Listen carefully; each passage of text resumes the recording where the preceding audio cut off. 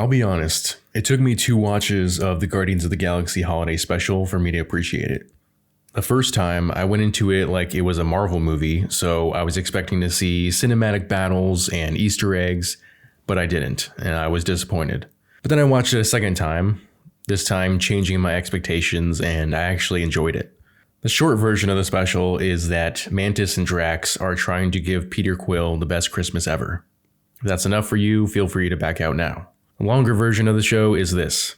It is Christmas time on Earth, and this reminds Kraglin of when Peter introduced him to the concept of Christmas when Peter was still young. So we get an animated flashback that shows Peter and Kraglin setting up a little tree in the Ravager's ship when Yondu shows up and tells them to get rid of the tree and the presents because he hates Christmas.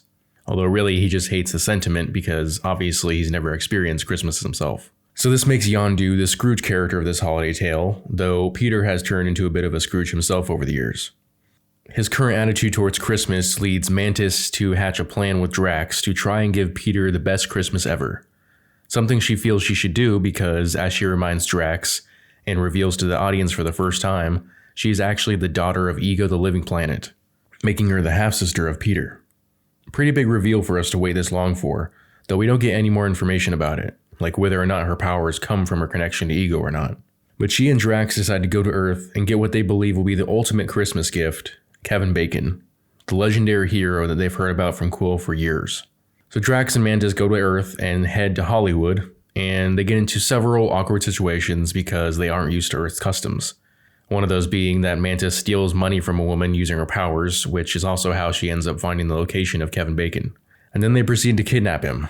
However, Mantis only uses her powers on Kevin Bacon after breaking to his house, chasing him down the street, and fighting a bunch of cops.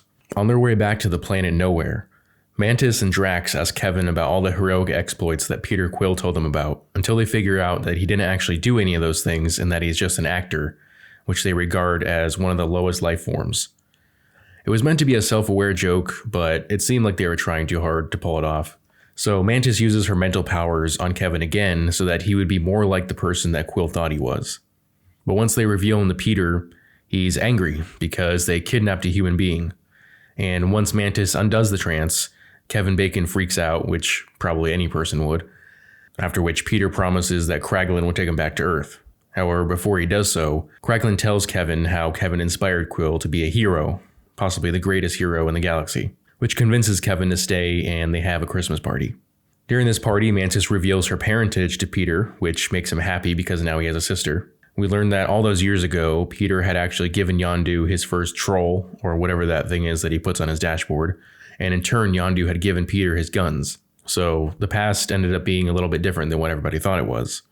And in the end, it all works out for everybody and everyone is happy. There were a few Easter eggs and other things that I noticed that I wanted to point out. First of all, I don't know when this actually takes place.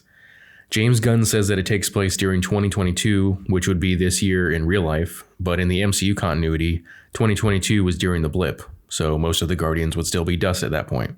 Also, the Guardians have bought the giant celestial head Nowhere from the Collector, likely to use it as a base. Cosmo, the telepathic cosmonaut dog, who used to be a subject of the Collector, is also there.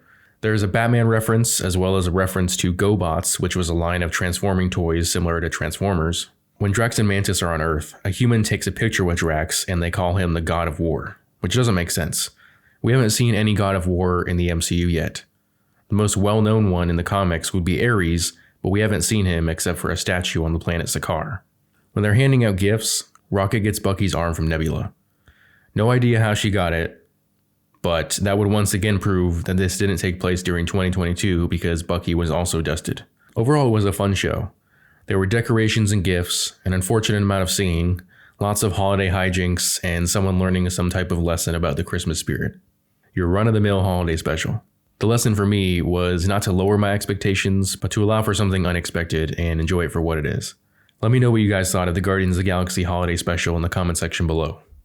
If you enjoyed this video, I'd appreciate it if you hit that like button and subscribe to my channel. Also hit that notification bell so you never miss out on a new video. I'll see you all next time. Bye.